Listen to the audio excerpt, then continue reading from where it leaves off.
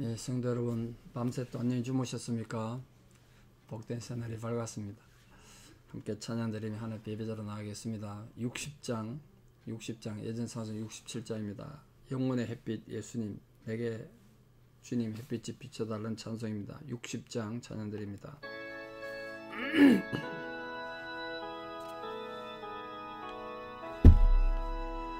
영혼의 햇빛 예수님 가까이 비춰주시고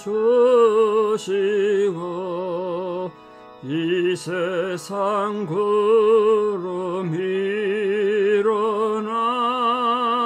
가리지 않게 하소서. 이 눈에 단잠 오기 전 고요히 주를 기울이며 구주의 품에 안기니 한없이 평안합니다.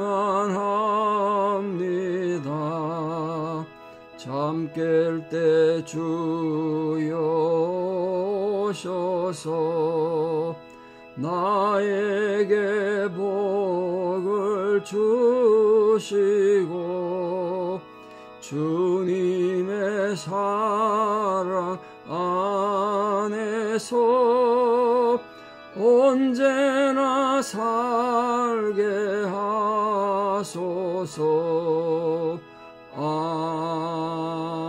아멘. 신앙 고백 드리겠습니다. 나는 전능하신 아버지 하나님 천지의 창조주를 믿습니다. 나는 그의 유일하신 아들 우리 주 예수 그리스도를 믿습니다. 그는 성령으로 잉태되어 동정녀 마리아에게서 나시고 본디오 빌라도에게 고난을 받아 십자가에 못 박혀 죽으시고 장사된 지 사흘 만에 죽은 자 가운데서 다시 살아나셨으며 하늘에 오르시어 전능하신 아버지 하나님 우편에 앉아 계시다가 거기로부터 살아있는 자와 죽은 자를 심판하러 오십니다. 나는 성령을 믿으며 거룩한 공교회와 성도의 교제와 죄를 용서받는 것과 몸의 부활과 영생을 믿습니다. 아멘. 2023년 12월 27일 수요일 새벽 하나님 주신 말씀 에베소서 2장 11절에 17절입니다.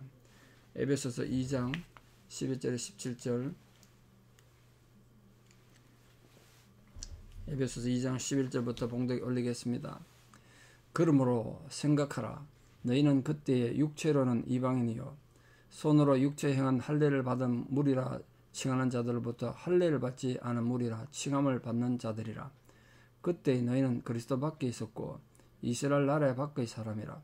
약속의 언약들에 대하여는 외인이요 세상에서 소망이 없고 하나님도 없는 자이더니 이제는 전에 멀리 있던 너희가 그리스도 예수 안에서 그리스도의 피로 가까워졌느니라. 그는 우리의 화평이신지라 둘로 하나를 만드사 원수된 것 곧 중간에 막힌 담을 자기 육체로 하시고 법조문으로 된 계명의 율법을 폐하셨으니 이는 이 둘로 자기 안에서 한 세 사람을 지어 화평하게 하시고 또 십자가로 이 둘을 한 몸으로 하나님과 화목하게 하려 하심이라. 원수된 것을 십자가로 소멸하시고 또 오셔서 먼 데 있는 너희에게 평안을 전하시고 가까워 있는 자들에게 평안을 전하셨으니 아멘. 예수님의 십자가 보혈은 하나님과 인간과의 사이에 화목을 이루시고 우리에게 구원을 가져다 준 것뿐 아니라 민족과 민족 사이에도 화목을 이루셨다. 굉장히 중요한 도리입니다. 아직도 끝나지 않는 이 팔레스타인 전쟁이 정말 예수님의 사랑 아니고는 희망이 있을까 싶긴 한데 양쪽 다 하나님 예수님 안 믿는 민족들이라 참 어렵습니다. 자, 복음을 받기 전에 이 에베소라는 사람들은 에베소 교인들은 100% 이방인들인데요. 유대인이 없단 말이에요. 여기는 그 이방인이었던 이 에베소 교인들에 대한 형편을 지금 말하고 있습니다. 세 가지 좀 심각한 문제가 있었다는 걸 지금 본문에서 바울이 얘기하고 있는데 첫째는 할례 문제입니다. 할례. 이방인들은 유대인처럼 하나님 백성의 상징인 표식으로 줬던 할례가 없지 않습니까? 그래서 그 무시당했어요. 본문 보면 손으로 육체를 행한 할례를 받은 무리라 칭하는 자들, 그 유대인들을 지금 그렇게 좀 비꼬는 거죠. 할례 받은 게 무슨 벼슬처럼 무슨 권세처럼 생각했던, 그러면서 하나도 그 할례 받은 백성들에게 살지를 못했던 유대인들의 모순과 그 독선을 그렇게 표현했습니다. 자기들이 할례 받았다는 게 무슨 권세가 돼가지고 다른 사람들을 핍박하고 개처럼 취급했다. 그런 자들로부터 할례가 없다고 무시당했다. 그건 곧 이방인은 하나님 축복으로부터 제외됐다는 뜻이에요. 그래서 유대인들이 이방인을 개처럼 취급했다는 겁니다. 두 번째로 이방인에게는 이 메시아에 관한 희망이 없었어요. 메시아라는 건 구약에서부터 이스라엘 백성들에게 하나님이 주신 놀라운 세계 구원, 인간 구원에 대한 역사인데 그 유대인에게만 주셨다는 거예요. 유대인들이. 유대인들은 메시아 대망 사상, 뭐 아직도 유대인들은 갖고 있습니다만 예수님을 인정 안 하니까 그 메시아 대망 사상이 없었기 때문에 이 이방인들의 역사관은 유대인들에 비해 가지고 메시아에 대한 사상이 없이 역사를 살다 보니까 미래지향적일 수가 없죠. 현실이 중요하고 뭐 과거에 매여 있고 그러는 거죠. 그 점진적으로 나가거나 낙관적이지 못하고 아주 비관적이었다는 거예요. 역사관이. 그러다 보니까 마지막 세 번째로 뭐가 없었느냐? 하나님의 약속도 없는 자들, 하나님 약속에서 제외된 자들. 하나님이 약속하신, 우리 이미 보셨습니다만 천국을 하나님 앞에 지금 유산으로 물려받는데 상속받는 천국에서, 천국의 상속에서 제외된 거예요. 그런 존재들이 너희들이었다는 겁니다. 그게 그때는. 그럼 우리 이방인은 이 세상에서 소망이 없었을 뿐 아니라 하나님을 잃어버린 자들이에요. 하나님 잃어버린 자들.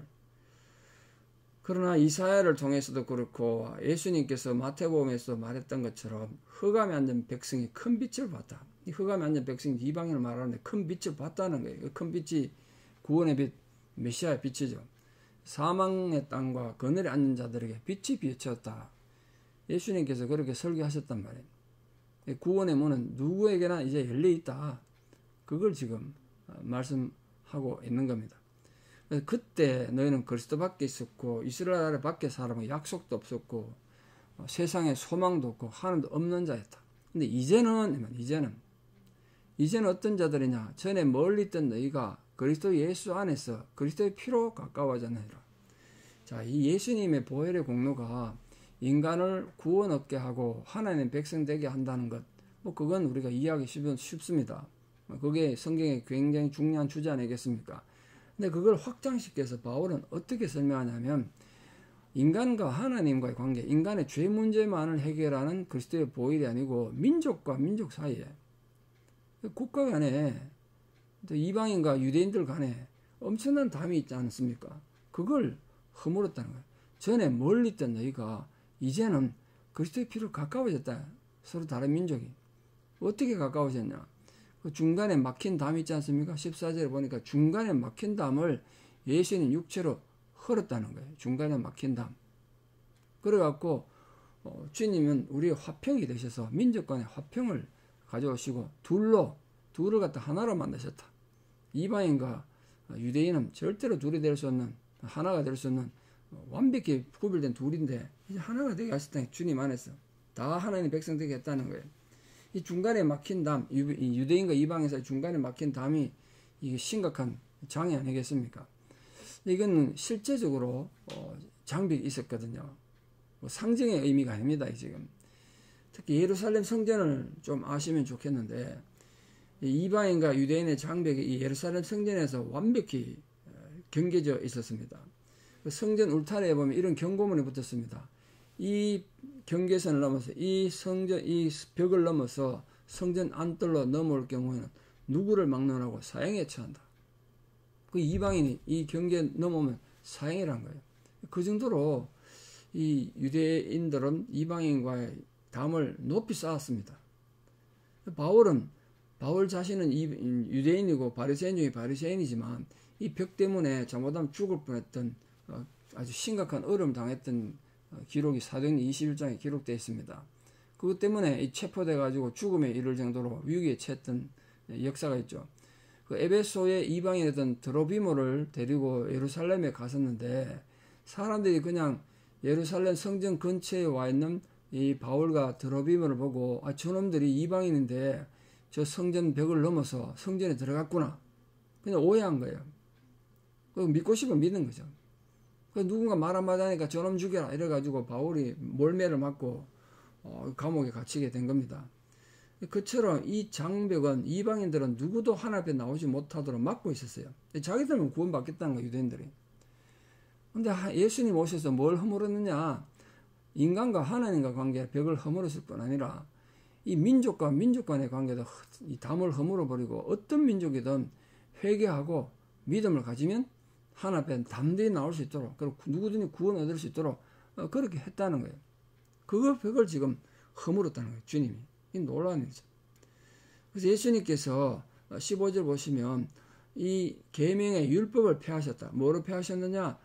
예수님 육체로 십자가 보혈로 이 율법의 계명을 폐하셨대요.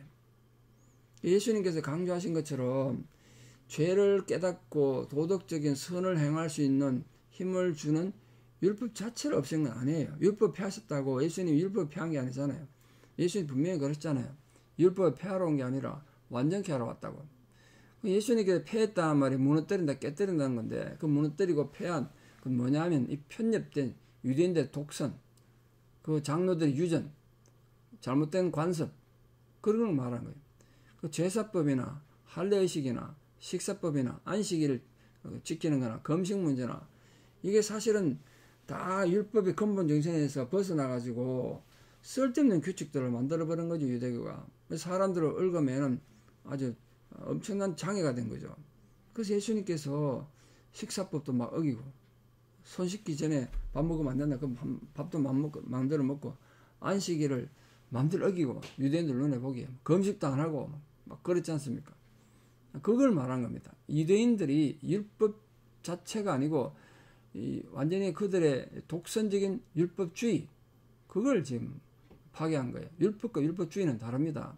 율법은 하나님께서 인간을 사랑하셔서 인간을 지키는 테두리를 주셨습니다. 율법주의는 율법은 지키지도 않으면서 다른 사람들이 율법을 지키나 안 지키나 봐가지고 정죄하고 공격하고 파괴하는 그 잘못된 율법주의, 그거를 예수님께서 다 허물었다는 거예요. 십자가로 율법주의를 깨뜨리고 하나님께 대한 사랑과 믿음을 통해서 누구든지 어떤 민족이든지 구원에 이룰 수 있다.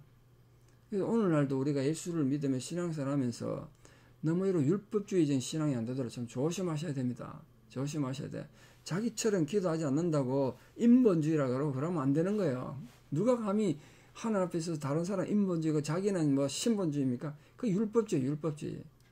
어떤 인간이 감히 다른 사람을 인본주의라고 비판하고 욕할 수 있습니까? 하나님 외에는 없습니다. 지가 하나님인가요, 그냥? 그래서 다른 사람을 함부로 인본주의 말하는 거죠. 얼마나 위험하고 독선이고 교만이고, 그게 유대주의자들이란 말이에요. 유대주의자는 자기들은 신본주의고 다른 모든 이방인들은 인본주의라고 잘못됐다고 비판한 거. 예수님 그걸 비판하셨어요. 오늘 그걸 무너뜨렸다는 거야. 지나치게 율법주의적인 신앙, 다른 사람들 인본주의라고 비판하는 이런 함부로 정죄하는 폐쇄적이고 편협한 태도, 그거를 예수님 허물어뜨렸다. 잘못하면 그건 인격적으로 다른 사람들 정말 공격하는 거고 인격 살인이 되는데 그렇게 했다는 거죠. 15절에 보시면요, 특히 이 둘로 자기 안에서 한 세 사람을 지어 화평하게 하셨다. 이 한 세 사람을 지었다고 되어 있잖아. 지어. 한 세 사람이 뭘까요? 교회를 말합니다. 교회. 예수님 몸인 교회를 말해. 그걸 지었다. 만들어 지어갔잖아요. 교회 안에 오면 민족도 필요 없고 종교도 필요 없고 인종도 필요 없고 전부 하나가 되는 화평하게 하시려고 예수님께 교회를 만드셨어요. 그러니까 교회를 만드신 예수님의 몇 가지 목적이 있는데, 물론 하나님께 예배 드리는 거, 제자들 훈련하는 거, 이것도 중요하지만 또 하나 중요한 목적이 민족과 민족 간의 담을 허물고 교회 안에만 돌아오면 네가 어느 민족이냐, 피부 색깔이 어떠냐, 뭐 공부를 많이 했냐, 적게 했냐, 부자냐, 가난냐 필요 없어요. 다 하나란 거예요. 다 하나. 그걸 만들기 위해서 이 한 세 사람 교회를 만드셨다. 그래서 에베소서는 교회에 대한 중요한 설명이다. 그 말입니다. 결론적으로 예수님께서는 그리스도께서 십자가 죽음을 통해서 궁극적으로 뭘 하셨느냐? 16절 17절에 이제 그걸 말씀하고 있죠. 자, 인간을 하나님에게서 멀어지게 하고 하나님과 원수의 관계로 만들었던 게 죄지 않습니까? 죄. 그 죄를 소멸하셨다. 예수님의 십자가 죽으심으로. 그 죄를, 인간의 죄를, 어떤 인간도 자기 죄를 감당 못해, 해결 못해. 근데 그걸 십자가에 싹 없애시고 하나님과의 관계에 화목을 이루셨다. 수직적이죠. 하나님과 인간은 수직적 관계에 화목을 이루셨습니다. 근데 그걸로 끝난 것이 아니라 서로 무시하고 개처럼 취급했던 유대인들과 이방 이 사이에, 민족과 사이에도 하나님께서 예수님 십자가 보혈로 반목하고 질시하고 미워하던 그걸 다 물어떨으시고 화해를 이루셨다. 수평적 화해죠. 이거 십자가가 되는 거잖아요. 수직과 수평의 화해. 그걸 이루셨다. 그래서 예수 그리스도는 율법적인 조건이나 혈통이나 피부 색깔에 따라 인종에 구애됨 없이 누구에게나 생명을 주시고 살아있는 소망을 주셨습니다. 그러므로 십자가는 인간이 하나님께 나아갈 수 있는 유일한 길일 뿐 아니라 개인과 개인 간의 미움이나 지금 전쟁 하나로 정신없는 그 민족 간의 정오도 없애는 유일한 평화의 도구다. 오늘 그 말씀을 가지고 주님이 십자가로 화목하게 하시고 십자가에서 이루신 그 사실을 믿고 오늘도 우리 개인이 평화의 도구로 살아가고 또 하나님과의 관계에서 아름다운 평화를 누리고 이웃과의 관계에서 평화를 누리는 그런 성도님들로 이 2023년을 잘 마무리하시기를 축복합니다. 기도드리겠습니다. 아버지 하나님, 은혜를 감사합니다. 우리가 죄의 종이 되어 하나님과 원수되어 멸망당해 죽어 마땅한 저희들을 하나님과 화목하게 하시려고 주님 십자가에서 죽으시고 그 보혈의 공로로 우리 모든 죄를 허물어 떨으시고 하나님과 우리 사이에 막힌 담을 허무셨습니다.